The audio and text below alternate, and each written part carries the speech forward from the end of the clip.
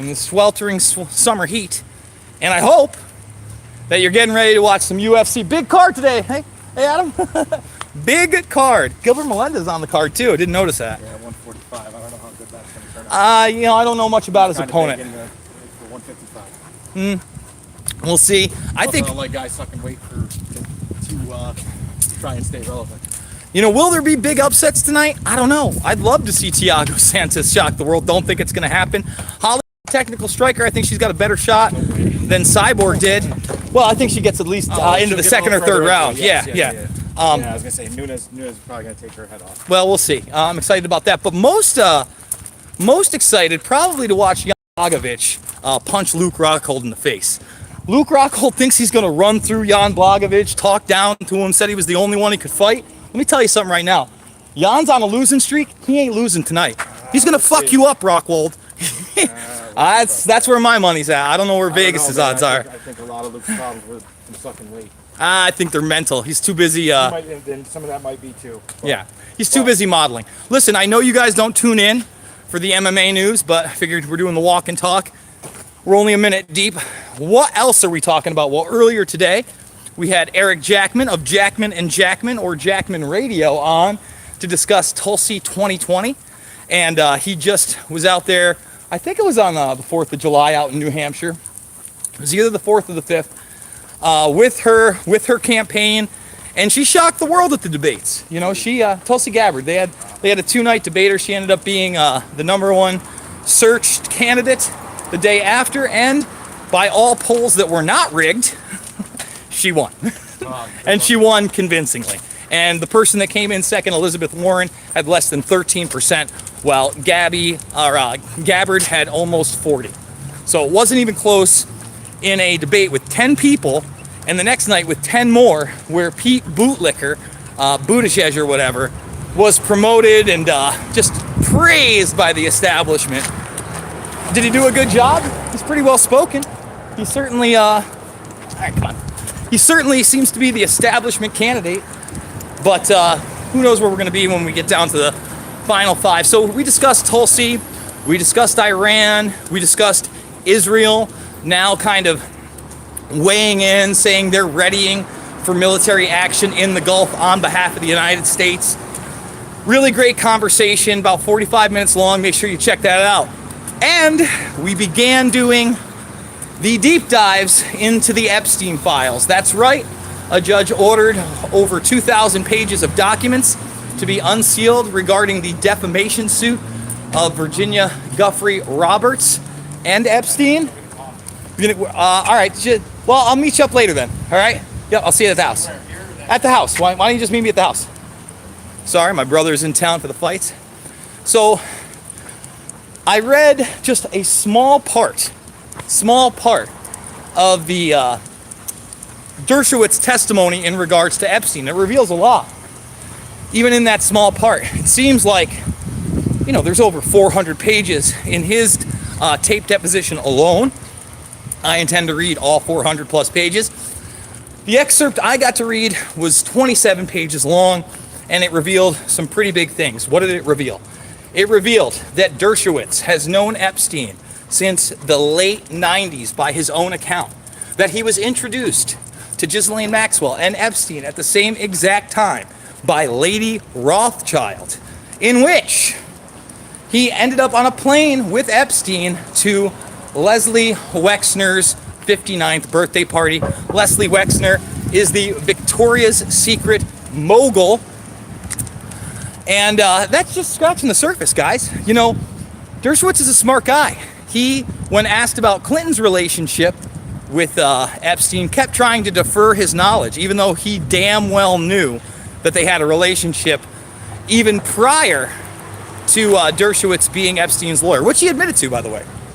He says he was at a dinner with Clinton, and Clinton asked Dershowitz how Epstein was. Now, I believe officially Dershowitz becomes Epstein's attorney in 2005 on these matters, and he was unable to articulate if the meeting had taken, or the dinner had taken place, when he was still president. So, if we're going by those numbers, let's see, Clinton's in office until 2000. So there's a good possibility he was still president when he was asking about Epstein. And again, Dershowitz slides in the fact that, well, I've never seen Bill Clinton at Jeffrey Epstein's home, but you know who I have seen at Jeffrey Epstein's home? Donald Trump. And if you're paying attention, you kind of already knew that. A lot of people don't like to discuss it. They want to believe the lie. They want to think that Trump and Epstein never had a relationship. But all you have to do is go back to his quotes. They had a relationship. He called him a terrific guy. He says he likes beautiful women, kind of like me. Some would say even on the younger side. That's not an exact quote, but it's pretty damn close.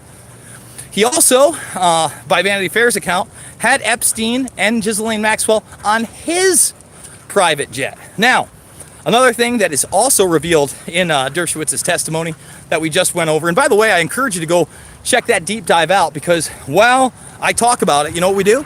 We read the documents. We don't interject bullshit.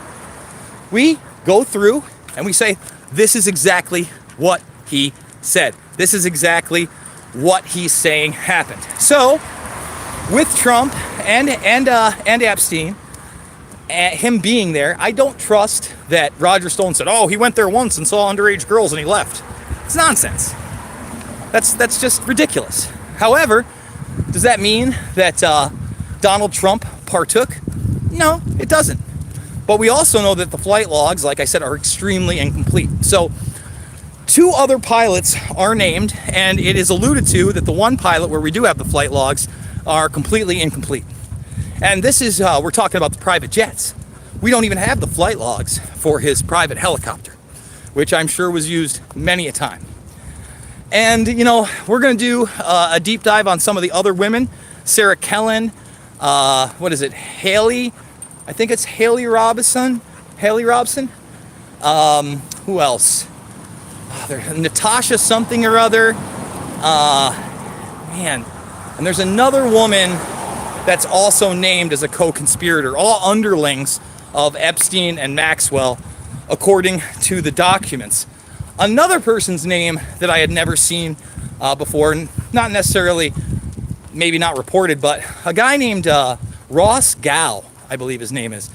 And it's alleged that Ross Gow was kind of like Ghislaine Maxwell's fixer, and that he was kind of her private agent to take care of these type of issues.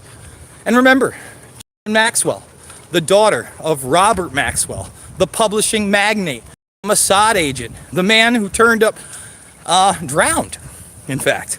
A lot of interesting things about her dad. And for her to be like a socialite and so close to this, and again, being introduced to people like Dershowitz through Lady Rothschild, you have to ask yourself, where is this power coming from?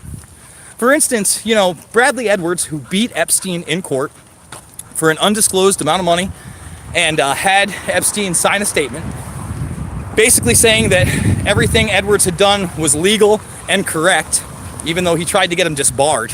Remember, that lawsuit that Edwards won, that started out with Jeffrey Epstein suing Bradley Edwards and others, which turned into a countersuit, which took almost 10 years in total for the trial to supposedly take place on the morning that they're ready to select a jury, and the jurors are there to be selected. No, we don't want a jury trial. We don't even want jurors selected. We'll just sign off on it. And, you know, Bradley Edwards and Jack Scarola, who are 2 of the lawyers interviewing witnesses, they gave a huge speech after the fact in front of just tens of thousands of documents. Boxes upon boxes upon boxes of documents in this case. And if you watched my my Dershowitz deep dive, there are plenty of transcripts still to be gone through regarding Ghislaine Maxwell and others. And we're talking about hundreds, if not thousands of pages. I can promise you guys, I'm going to go through them. I'm going to go through them all. I don't know what I'm going to find. I don't know what names are next. Other than the document that names several co-conspirators with Ghislaine Maxwell and Jeffrey Epstein, I'm also going to focus in on the Steve Hoffenberg document, because that's another big Trump connection. So, who is Steve Hoffenberg? Well, Steve Hoffenberg is actually the man who was behind the largest largest super PAC for Donald Trump. In other words, a huge contributor. He's also a man that got caught up in a huge Ponzi scheme, which he was convicted for, went to jail for, and then somehow afterwards, for the very company, I think it was Towers International, did a story on this back in the day for We Are Change several months ago. But Towers International, big Ponzi scheme, he serves time, and then he gets voted back involved with the company. It's pretty incredible. Well, what's even more incredible is they're saying that Epstein himself was an unnamed co-conspirator. That's interesting. So now Epstein, who was never charged in this, supposedly funneled, not $1 million, not tens of millions, possibly hundreds of millions of dollars or more through this scam. I think the average, I forget how many people lost money on it, but it was in the hundreds of wealthy investors. And he's never charged with anything. And then when, this whole operation keeps going, it's alleged that despite the fact he was caught at Palm Beach and there was not only a police investigation but a federal investigation into those matters, that he kept doing it. That's in the court documents, that he kept this enterprise going at different locations. New Mexico, Little St. James Island. We know he just recently got Greater St. James Island, that he's building illegal properties in that area. Why? Because he can. Because he's a billionaire and he's backed by a bunch of monsters. And that's the real deal. And if it's not for us, you guys out there going through these documents, people like myself and others exposing this, it'll never get exposed. So big ups to the Miami Herald. Big ups to other independent researchers out there that are absolutely covering this issue. And big ups to all you guys out there that are supporting me, watching these videos, and even these little walk and talks that we do. Because, look, I understand these aren't as dense, and they're more on the fly than my other stuff, but I think that they bring a certain perspective that regular videos don't, and I enjoy doing them, and so does the audience. The audience usually digs it as well. So, if you like what I do, please thumbs this video up, share it on social media, and if you can, I got a GoFundMe. That's how we're doing this thing. We're trying to raise $5,000 a month, $60,000 a year, take home 40 of that, and put out 30 to 50 videos on real subjects, on real important issues every single week. I'm not going to promise you bullshit, guys. I don't got a bunch of perks. I don't have all the answers. I'm not right about everything, but what I can tell you is I'm an honest dude trying to do the right thing, going through real documents and sharing them with the people. And all of my work, whether it be podcasts, radio, these videos, or my documentary films, are free and encouraged to be shared. So I want to thank all you guys for doing that, and I will see you on the flip side.